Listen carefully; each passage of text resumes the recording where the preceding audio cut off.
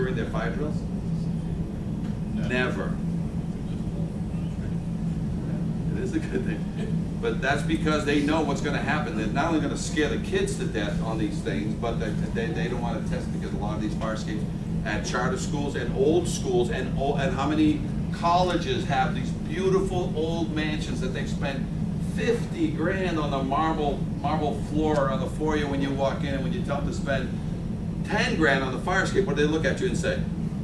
You got a big one? Are you crazy? Right? And it's the fire escape on a lot of the older dorms, a lot of the older buildings that are still making part of that, because they're all historically preserved now, and they'll spend $1 million renovating the inside. They won't spend a nickel on the fire escape. And currently there's no way to put another staircase inside that building because the historical preservation won't let you. Speaking of that, while we're on the hysterical committee, is that hysterical?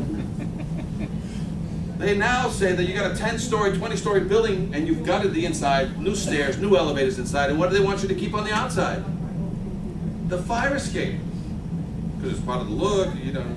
So now you got this rotten piece of steel that they won't let you take off the building because you've met the requirements inside, because it's part of the look of the outside. So there's an answer there, yes? I have a question for you. You're talking about the sororities and fraternities. You see a lot of them with the fire escapes in old houses now. Is it still legal to put those on as a second meter? Sure. So you can still do it today? Yes. Any existing building, if you want to save it, otherwise you will be ripping down buildings that are beautiful buildings.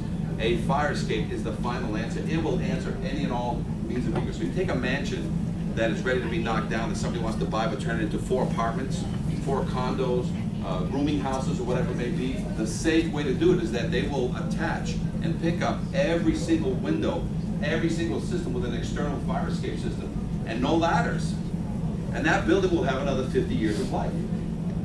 But that's just natural. Just, you know, otherwise knock the thing down. No doctor is going to buy a money pit and put a bunch of money into it for 25% of the value. He can build a brand new mansion somewhere else. You know what I'm saying? But there's a lot of buildings that is its second life, and a fire escape can answer. I mean, I've got factories where fire escapes are the answer.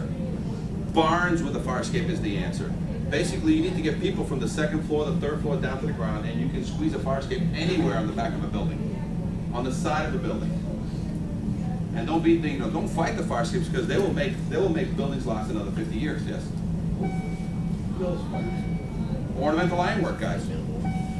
So ornamental ironwork guys, welding guys, as long as somebody draws it up, and so it's not something you can't build anymore. Nobody builds them anymore. So we're the last fire escape company in the nation, but we're not the only ones that can build fire escapes. So you still have ornamental ironwork guys that if an architect draws up a plan for a set of stairs, anybody can build it. Not many people have expertise in it.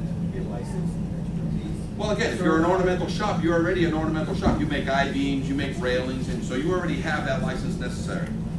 A design professional is the one that draws it up. There's a stamp on it from a structural engineer. There's a building permit involved with this vendor that is licensed and insured, overseen by the architect and designer. They took out together, they built this fire escape on the side of the building, and it's properly through. But you've got drawings on there. As a matter of fact, New Jersey put out a how to build a fire escape document, an FTO, forgot the name, but it's basically, but the sad thing about it, when you look at it, it's information from 1925. So the fire escape is not using 4 or 5 inch flat on the side, it's using 10-inch junior C channels, and it's not using 2 by 2 by quarter angle, it's using 4 by 4 by 3/8 angle. It's like, but thank God at the very end it says, this is just some guidelines on how to build it, like the way we used to build it when we had plenty of free steel back in the 20s or whatever. It says, but if you have an engineer that can skinny this thing up and still stamp it, they'll accept. So you don't have to build it like this, but if you've never built one, we found this laying around, this is what you can use. Questions?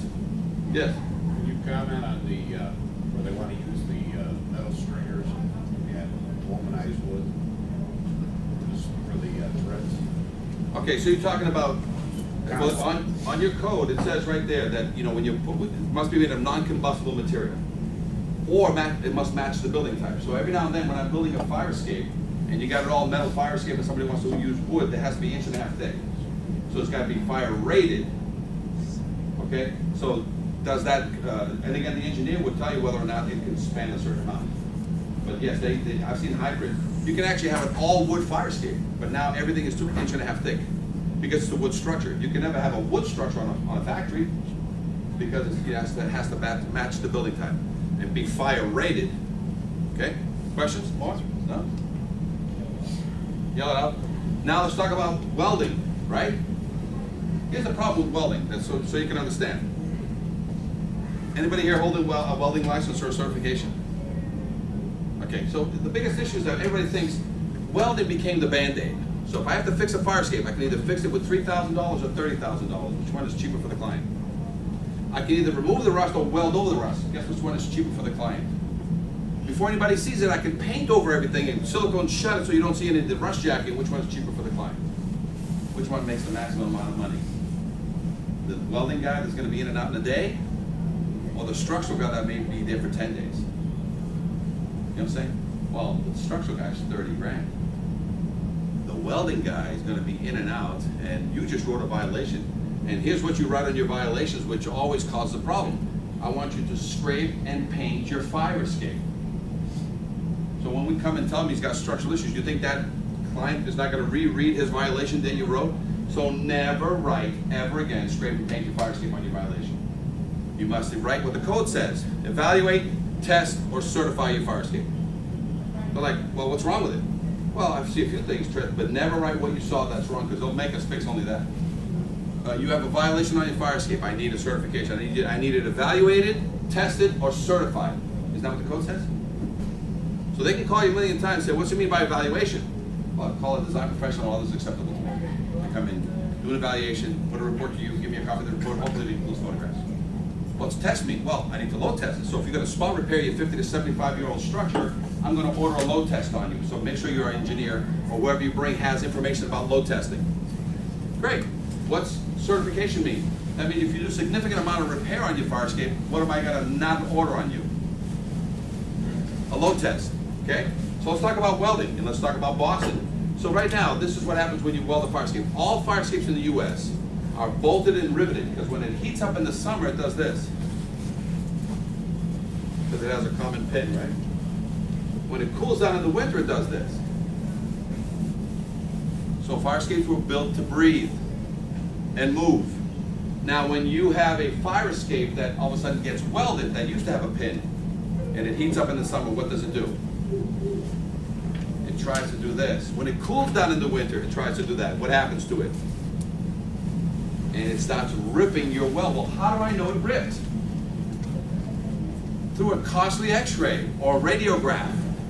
If I radiograph that at a huge expense, can I see microscopic ripping in the welds? So were fire escapes ever meant to be welded? No. So you have a bolt, you take a bolt, what do you put back in? Bolt. Got it? Now when fire escapes do this and move, what happens to the paint that used to have and seal it? It cracks and rips. So when paint that you paint over a fire escape cracks and rips, what happens to it? What does it open it up to do and receive? Not rust. To make rust, you need two things. I need air and water. And as soon as I do this with a fire escape and it rips that paint job I just did on it, what gets in there? One or the other or both. That's where you get corrosion. And that's where corrosion starts.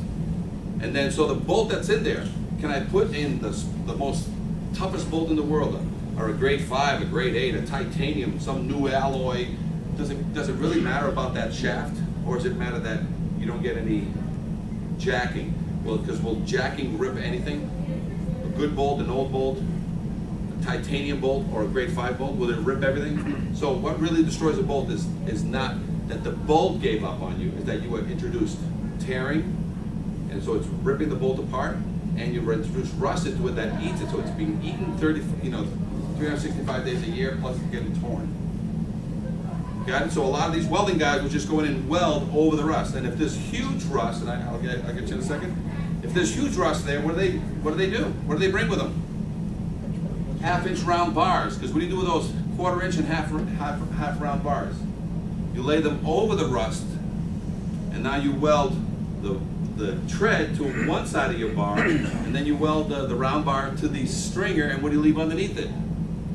The rust. A year later, when that rust has grown 1/16 more, Just that, just 1/16. What happened to the weld above? Ripped.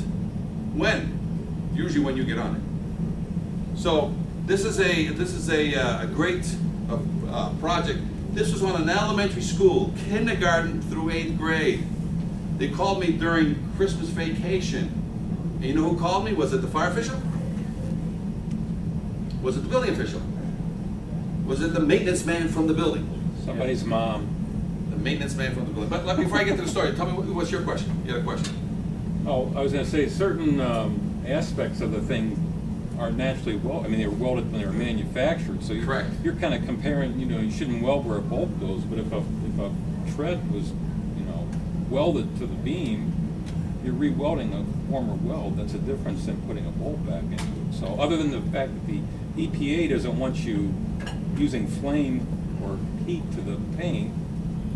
Right. But 98% of everything ever built since 1900 is in all mechanical fasteners. The grating was all with a rod and spacers.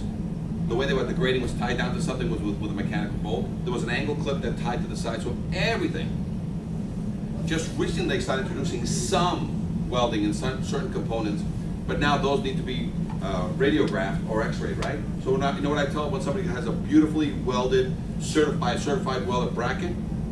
As soon as I put a gusset in here and I put 2 bolts, I keep their weld, and I introduce 2 bolts, do I need to x-ray or load test that weld ever again? And now I'm at 200% because by adding a bolt gusset to it, what have I done? I've negated the weld. It's still there. I don't get rid of it. I keep it. But to avoid you forcing me into a load test, what do? So I turn a lot of major structural only, not minor. So all the pickets are welded, I don't care. That's taps, you know, with a hammer to see if they're loose. All major structural is what I need to x-ray, test, or verify through certification. So a lot of times I'll negate something. Just like tying into the building, it's all cemented there for 75 years. Want me to tear that open just to say it's good? Or right next to it, 6 inches away, I drill a 3/4 hole through the veneer into the block wall, and then I put an 8 to 12 inch epoxy bolt from Hilti, and it has plenty of information, and I just make a mechanical clip back there, keep the cement, repack it and seal it, a new epoxy bolt, and then what do I bring to you? Other evidence of strength. Because you're concerned about this 100-year-old structure that is kind of not looking so great. Well, it doesn't matter to me, I've tied in again. Got it? All right, so let's talk about this weld. You know how everybody welds? So on this school, this is one of the few times it was a 1-story fire escape. And it was so rotted that I actually wanted to keep it as a piece. So I had to save it. Instead of just going down and knocking it all down, I tried to save as much piece as I could. So in some of my classes, I actually would have this fire escape here. So before the show, we can actually look at an actual fire escape, but it's a small dog and pony show, for lack of a better word. But what we did is I showed you all the right things that you can do and all the wrong things that you can do on these fire escapes. So there are some of the answers that they would do. They would grab a fire escape. In the past 5 to 10 years, they put an angle on top because they can't fix it underneath. And what do? They tack weld all the grating, and then they tack weld it to the side. And by the way, did I pull a fire permit on this wood structure that's 100 years old while I'm tacking this whole thing up? Do I ever pull a fire permit? Never. Why? Because it's an accepted Band-Aid. So anybody has a fire escape and you just wrote a violation, you said scrape and paint, and there's a loose tread, guess who fixes the loose tread? With bolts or with weld? Ever any fire permits? Never. When I'm maintaining a fire escape, I need to pull a permit? Never. When I paint a fire escape, I need to pull a permit? Never. So for 75 years, who's been fixing these things? It should be the ornamental guys and the welding guys because they have some responsibility. But who's really fixing these things? Joe, fix-it guy, you know, florist, part-time landscaper, has some knowledge of the certification on his welding? So this is what it looks like. Now this is actually, I pulled this out of the ground, so all these pieces now, you see the bottom one right there? That's typical. When you get there, you don't have to weld from the top. You weld the nose of it the best you can, even though it's full of rust, which this one is. I welded the nose for what reason? Because that's where everybody welds, because that's where all the pressure is. Even though there's rust growing behind it, I weld that nose. So how many years is that going to be good for? Is it good for 5, 10 more years? Or is it good for another year maybe? Because as the rust grows 1/16, what happens to that weld on the nose? Got it? So this is the piece. It used to be a 4-foot fire escape. Okay? And that 4-foot fire escape, I shrunk it down to a 2-footer. And then I basically did everything wrong to it so I can bring it to these shows and show how it's done wrong. And by the way, the EPA let me weld on this rusty fire escape, and you notice any paint on this fire escape? So if there was any lead, you know where it's gone? All the little kids ate it at the school, remember? Because they need something. This was in their recess yard. This fed them out the door to a recess yard. So every day with their little hands going down the railing, what did they do after they went down with their little hands? Put it all over themselves, right? So there's no paint. This is how I found it. This is what it looked like before. And I only had a Christmas break of 10 days to get it out and install the new one. And instead of it coming straight out, I actually made it come out and go to the right. But this is how I found it, and the maintenance guy is the one that made me take it away. So all the yearly inspections that they had in there, both by fire and building department, did they ever say there's a problem with the fire escape?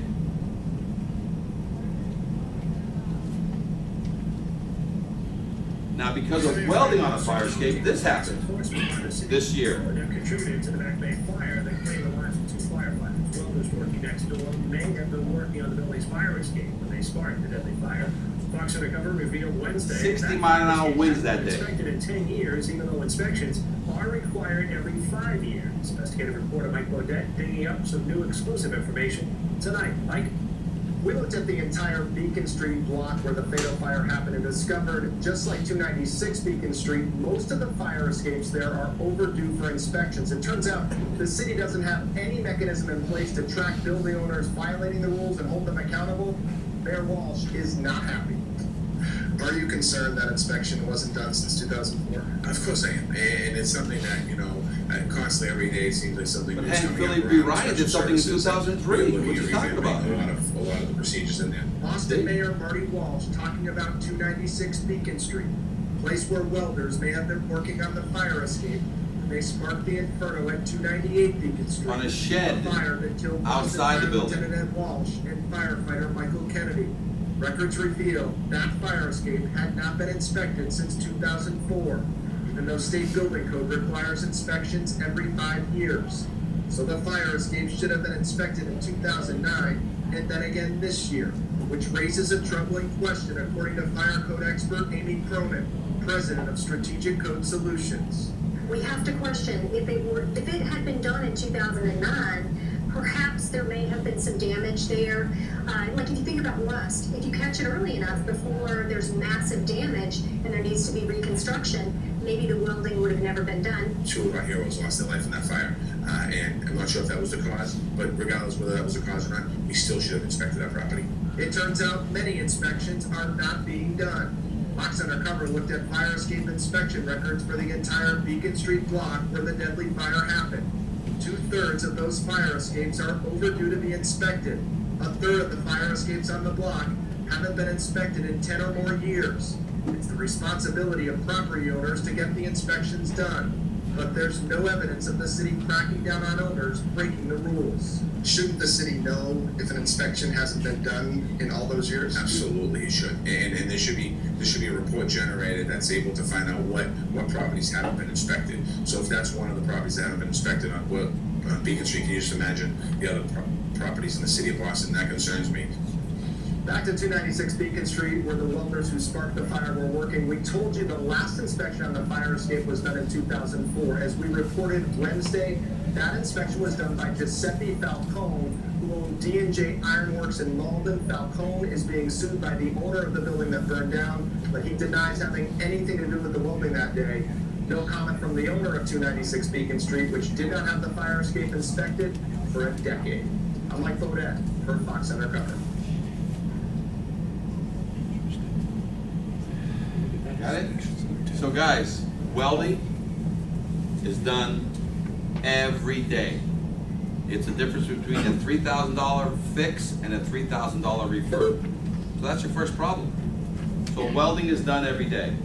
What you have to do is when you write the violation, you have to make sure that during the violation process and while you're getting the fire escape repaired, that welding is not the first course, because once you get the violation or the evaluation back from a structural engineer or others acceptable to the building official, it is then that a plan of action is gonna be made between the owner, you, and the vendor as to whether or not the fire escape is going to be spot repaired with bolts and then load tested, or if the fire escape is gonna be fully refurbished in lieu of a load test. So way before anything ever gets done on a fire escape, you can eliminate the need for the fire escape to be welded, because nobody ever pulls a permit anyway. They never pull a permit on that. And that fire, there was 2 buildings.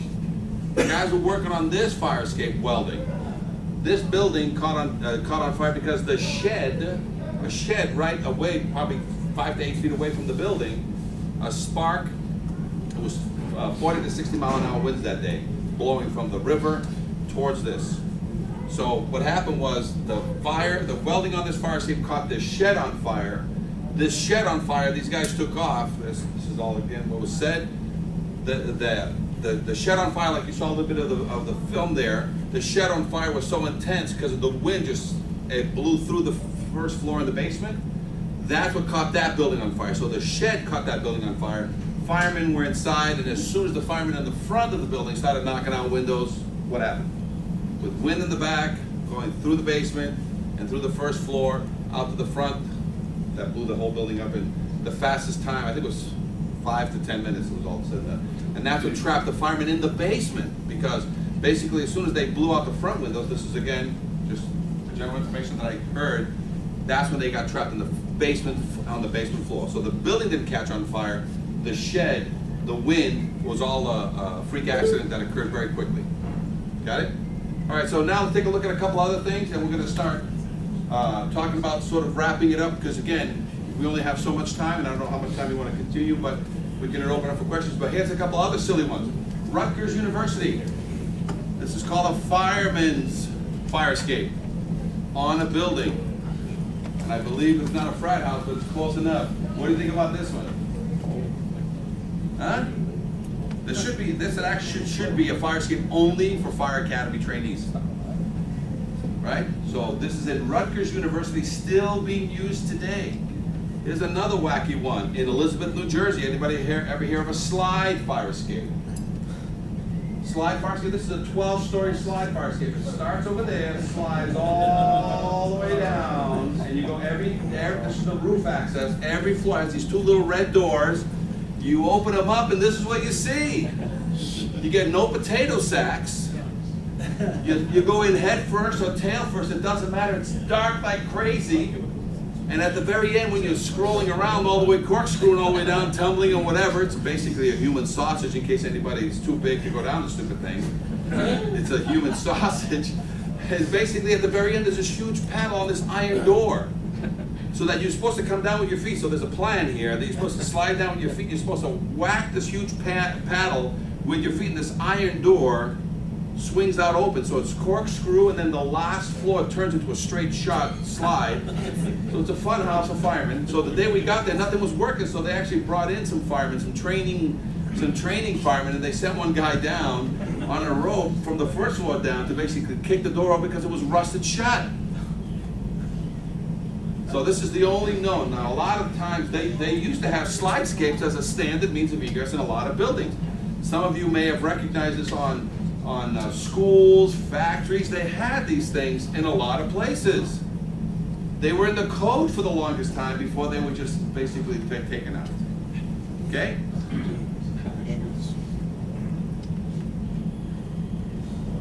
Now, what I want to do is, I have a few more slides to show, but I'm actually going to end it here and see what's if anybody has any questions, and then John, I'll ask you whether or not you want to, take it from here. Because I have a few more slides to show, but I want to end on this. This is the first video that you saw when they got there, and this was a complex with 50 apartments. And you remember this, right? And you remember that the firemen got there, and again, this wasn't a firefight, this was a rescue mission right from the get-go. And if you remember correctly, there was like a little 8-year-old girl, and that could be anybody's 8-year-old little girl, And usually the mommy sends them down first, right? Or the mommy tries to get ahead of them and say, come on down. But imagine going down a ladder and that it doesn't work. And not just on this fire escape. Every fire escape in this complex didn't work. So when I tell you, I look at fire escapes all over the country, and 75% of them fail. That's just so I don't say the word 100, but every fire escape, on average, because they are 50 to 75 years old, have not been inspected in 25 to 50 years. How many vehicles do you expect to start up in a barn when you have a find? You know, you find a 47 Chevy in a barn. Will it turn over and start? Right? So that when I say that my numbers are high, it's because it's the bastard child of egress. But I want you to understand, this is what your firemen are facing, and only fire prevention can prevent this, and that is, firemen need to do their job when they get there. They need to see a tag. They need to have confidence that the fire escape is safe, not only for the tenants, but for the people who are going there to fight the fire, and they don't want this to occur. But right now, firefighters are taking down the ladders and rolling up the hoses. But earlier in the night, when they pulled up, there were flames coming out of the side of the building. Firefighters say it was one of the scarier moments, because when you pull up to a building and you see children and mothers hanging off the side of the fire escape, smoke swirling around them, they said that's scary, scary stuff. They got up there, they got the ladders up, and they said nobody got hurt. The fire escape, there was 3 or 4 people hanging off the fire escape. They couldn't get off. They were just on the fire escapes. I had people hanging in the fire escapes at the rear of the building, and on this side of the building, we had a bunch of people on that fire escape. About 50 people were displaced inside this building. However, firefighters say there's good news tonight. It looks like everybody will be allowed to go back in, except the one unit where the fire was in. They said that's good luck to them tonight. I'm Bob Wilson, on the scene of Bridgeport, News 8. All right, so with that, I'm gonna open it up to questions. And because I know it's, you know, I don't know, it's time for you guys to get going, but let's open it up for questions. And I just want to remember one thing. None of this has to change today when you go back to work if you apply the checklist method. That's all you have to do. Don't go looking for fire escapes, because as you will now see more fire escapes than you've ever seen in your cities, because now you're not going to be looking down anymore. You're going to start looking up, and you're going to identify fire escapes that are all in the back. So all your 1, 2, and 3 families that used to be single homes are now 2 or 3 apartments. They have a fire escape in the back that you didn't even know existed. All the alleyways, when you walk down your alleyways now, you will see fire escapes on the back tucked in somewhere, resting onto a roof, and that's it, because they don't completely come down to the ground. That's why you haven't seen them. So if you have 2 and 3 family homes, you have 2 and 3 family businesses, and mansions, and any institutions such as colleges, you have fire escapes. But like homeless, you've never looked for them. So fire escapes are the bastard child of egress. You start making this a checklist item. We'll start out with you first. Fire prevention, sprinkler, smoke detector sign off, ask for a copy. Then we'll bring in the building department guys and start incorporating permits. Then we'll bring in housing, so that any Section 8 housing must have a complete fire escape affidavit. Health department, they're gonna get involved too. So it's making a checklist items, and fire escapes will find you, and this is gonna take 3 to 5 years to get going on this before it becomes a routine thing. Yes?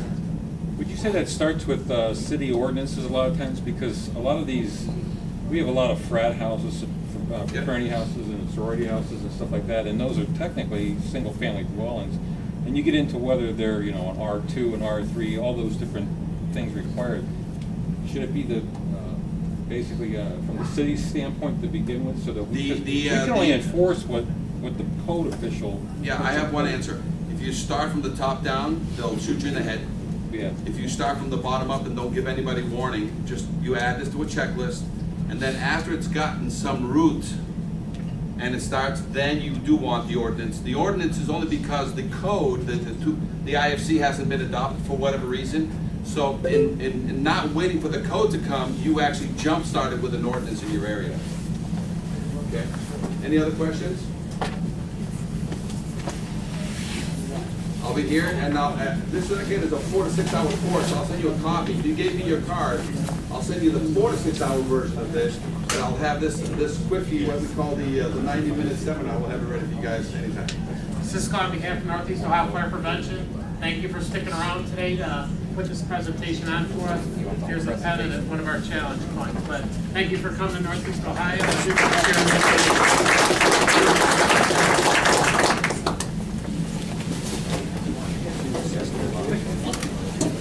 Thank you. He's still ducking.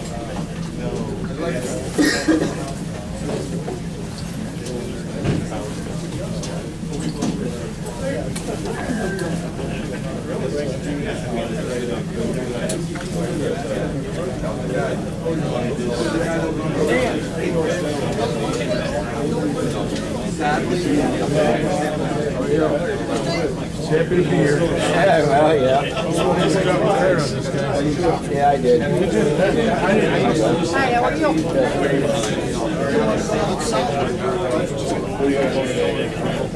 Oh, we had that police thing. This, which was yesterday, which was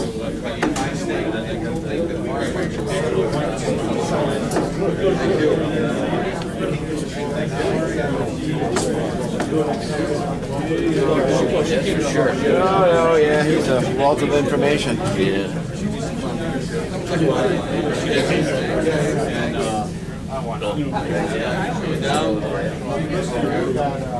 Thanks. And I got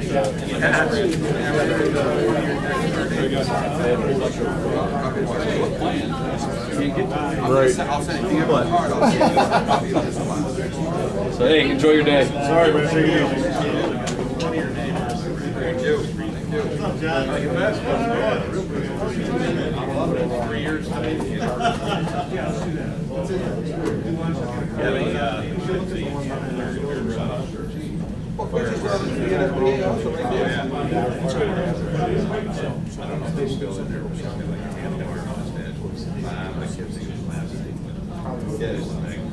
But again, the problem is, the building department runs everything in Massachusetts. Right, so in 50 states, 40 states are 5 prevention strong, and 10 states, it's building department. Massachusetts happens to be, but there's, you know, they don't play ball. Yeah. Our organization, As a matter of fact, the final push, the IBC in 2012 took maintenance out. You know what it says in the IBC about fire service? See you guys. Evidence of 4 bedrooms, 1 You know what I mean? Yep. But you know, you tell that to the building department, they're just like, oh, good. You know, I've had more success outside of my state. It's always the case. You always have more success and more appreciated outside your state. Before all of a sudden at the end you say, "Why wakes up? Oh, our son, our David's son here, you know, it's good." It's fine. It's 10 years. It's a lot. You live right in Boston? Yeah, Boston, something. So you're making work. I got a cousin up in Rockport. My brother-in-law's got a cousin. I said, well, I think it's an Irish base in Norway. Yeah. Big guys. It's a great thing. There's a lot of Irish bars in Boston. Even if you're not Irish here, it's mandatory that you attend Irish bars because it's sort of, they've created this, they're like the Swiss of the bars. You know what I'm saying? You can go to any bar. You can go to any bar. If it's Irish, if it's an Irish bar, and I don't care what nationality you are, you can go there. Now you can go to an Ethiopian restaurant or a bar. head building official. Everybody feels a little bit. The Irishmen, they've included everything, black, white, purple, you know, every color is funny. Everybody wants to be a little bit of Irish. And people, I'm not very good at getting a little bit. Boston's in town, I've been there so for him. Yeah. Was a Worcester to the funeral of 6 firefighters. Yeah, that was a terrific. That's the factory situation. Yeah, it was like a factory next door. Yeah, close right there. Yeah, you could hear a pin drop march through the streets.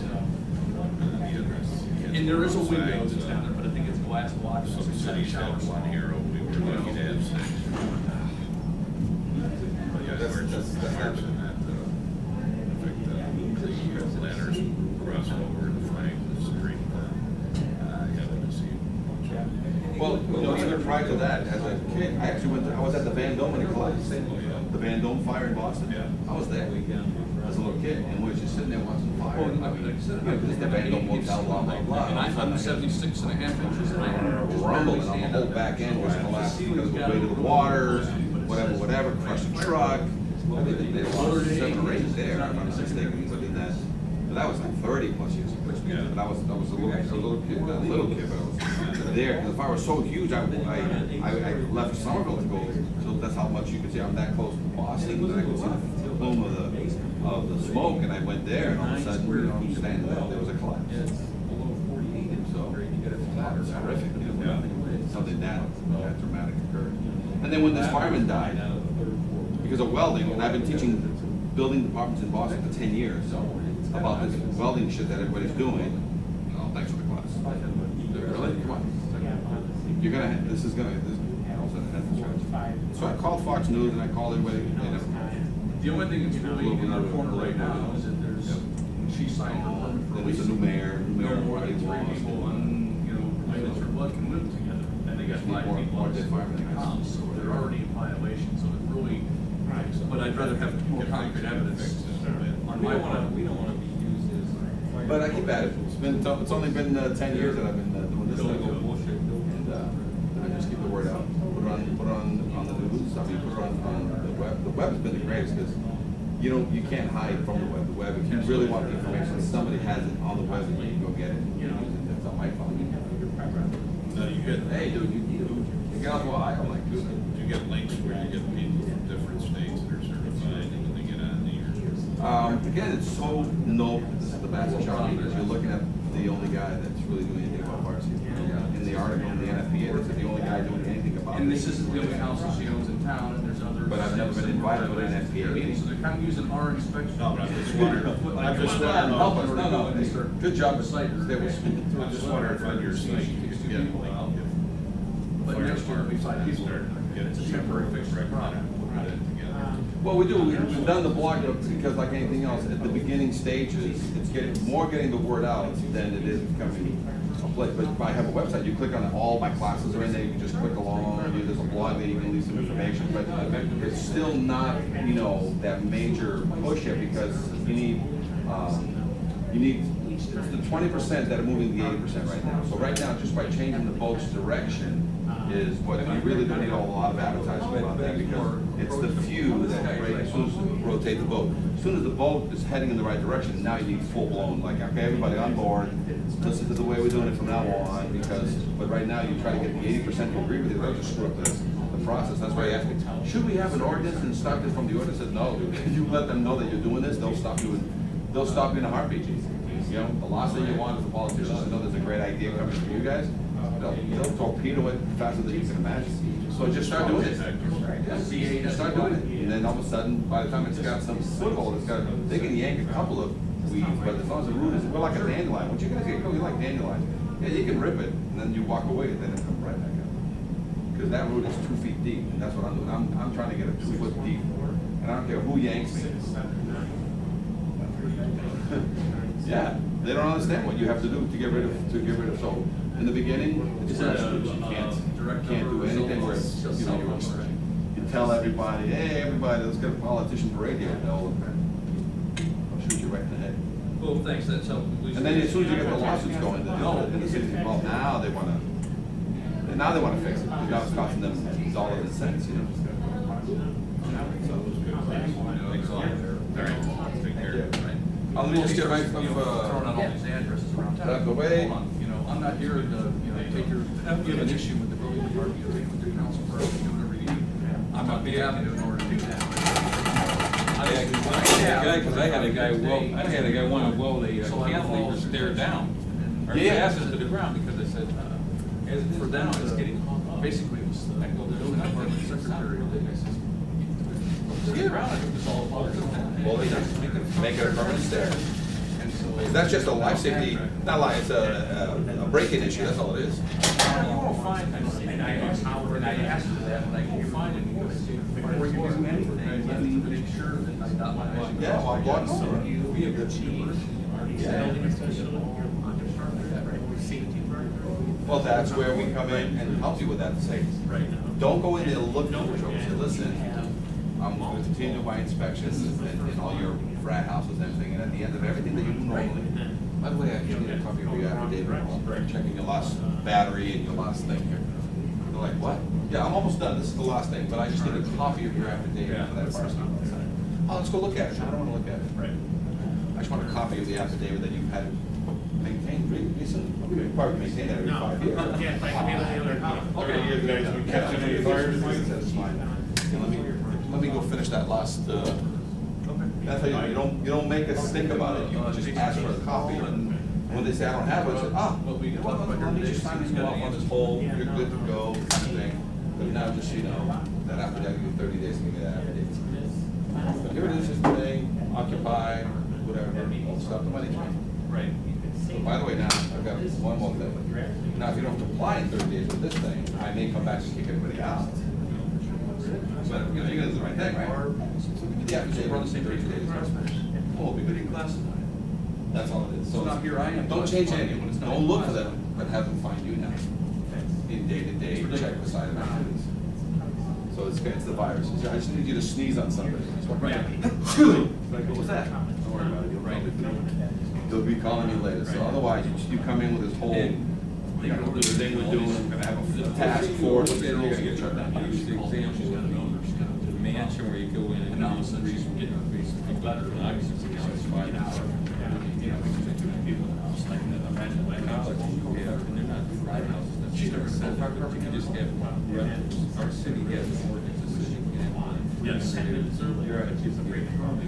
But then they have something like they call it a couple days ago on a odor of this house. It's just a large 2.5, 3-story big home in a school area. And they go These here ones down and here check a lot. the odor. It ends up being some kind Yeah. of student cooking or something. But while they were there, the neighbors like, oh, I want this place checked into because they don't like the party or any kids are in there. They all kind of just mysteriously start coming around. They come out and start showing, and they're all interested in it. They start gathering. And you get the neighbor next door. He says, they don't have a fire escape on the 3rd floor. They don't have a ladder, a rope ladder or anything, or a rope ladder's not good. And it's like, we're getting in the middle of it. It's like, you know what, we don't normally inspect anybody's particular home. We have the right, we can get technically get a warrant to go into any vehicle, any building in my jurisdiction, but we don't typically go to any, single family dwellings if we want to see this, Now we got this problem is that our city, because they don't make a little money or they get this permit thing, at that point, it says, that's when they need to go in and say, it's a city ordinance that we're gonna do this leasing thing. If we're gonna do this, then they should have they have one qualified credentialed building inspector, and they got a whole slew of these exterior maintenance people that don't have any clout. So the one building inspector has to come in there and he has to deem, what is this occupancy? Is this a boarding house? Is it an apartment? There's different things. There's a shared bathrooms. There's more than just, we have in the state of Ohio, the fire code, it says if a basement is lower than 88 inches, it doesn't even mean it need a secondary means of egress if it's a sleeping area in the basement. Right. So what you're saying is it's okay to sleep in a crawl space, but if it's a regular standard 8-foot-high basement, now they go into more detail about what you need a 9-foot egress well out. And if it's below 48, you need a ladder. They go through all that kind of stuff, but they don't get into the detail about the escape from the 3rd floor. Right. So, I mean. Well, and then I'll help you with that. If I have a single family home, I have a front door and a rear door, and it's my house, and my kids live on the 2nd floor and the 3rd floor, which I use as an attic. Unless the zoning in the area says that attic space, if it's rezoned to you for a different use, then I'm forced into an egress issue. But otherwise, I have a front door, back door, I can have 3 floors or 4 floors, and I don't need a second means of egress, because that's just the national laws about single family issues. Right. As soon as I turn that into a different occupancy now, unrelated people now rent my 2nd floor, even though it's part of the same house, same common kitchen, same common bathroom. And now, like you said, now it's an ordinance that says, well, this is not really a family dwelling situation. This is a multiple grouping of people. Now, I need a second means of egress out of the second. Are you guys using the 3rd floor attic? Yes, we are. I need a 3rd means of egress out of the 3rd floor. Because you guys are not treating this as a single family, you're treating this as a multiple family under a single, under the, sheep with wolf's clothing, you know what I'm saying? Like, it's, or vice versa. But it's basically, your use of it has changed so that you're actually almost, using it as a boarding house, but you're under that technical rule of the 3, but you know what? No, we're gonna classify this as not a family dwelling, this is a group home dwelling. And I think And because they because of that, I provide need a fire 2nd floor and I escape need a ladders, 3rd floor they- access. or I need you to augment. And in some augmentations, you don't have to build a fire escape. You know what? Sprinkle it up, or do something different that lets you use it in this. Their answer, the solution is the one house, they bought a fire ladder and said, here you go. Right, you can't. That's a third means of egress. That's not a second means of egress. A fire ladder that you hang on the windows, Right. still, that's a draw ladder. That's a third They means. address means of egress versus means of escape. Right. It's two different categories. They go into a lot of detail about the size of the window, 9 square feet, or how high the sill is that you get out. They don't address what you do from the window there. Is part of that egress, the fire department putting a ladder to that window? Is that a way out? It Right. doesn't have to, you mentioned it has to continue down To grade. To grade, and it doesn't seem to address that. Well, this gray area is 100 years old.